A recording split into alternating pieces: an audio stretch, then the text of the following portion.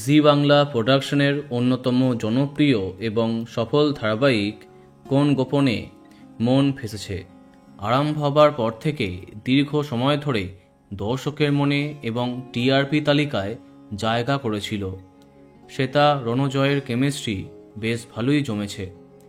একটানা দীর্ঘ সময় ধরে 8:30টার স্লট দখল করেছে এই ধারাবাহিকটি, কিন্তু মাঝে একেবারেই ঘেঁটে যায় ধারাবাহিকের গল্প।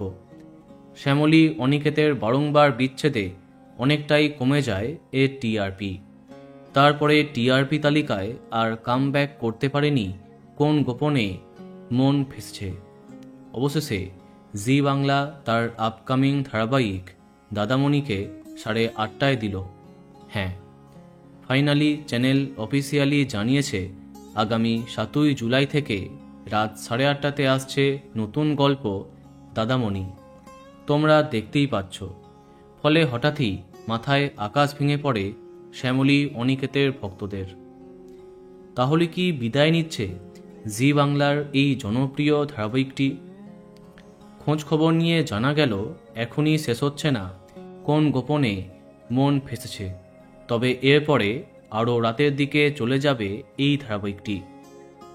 ইতিমধ্যে আমরা জেনেছি সম্প্রতি শেষ দিনে শ্যুট করেছে মিটিছড়া। হয়তো এই স্লটে আবার পুরনো প্রতিপক্ষের সাথে মুখোমুখি হতে পারে কোন গোপনে মন ফেঁসেছে। দেখা যাক কি সিদ্ধান্ত হয়। তো বন্ধুরা, এখন তোমার কি মন্তব্য কমেন্টে জানাতে পারো। আর এই রকমই আরও অনেক ভিডিও পেতে সাবস্ক্রাইব কারেন্ট বস। ধন্যবাদ।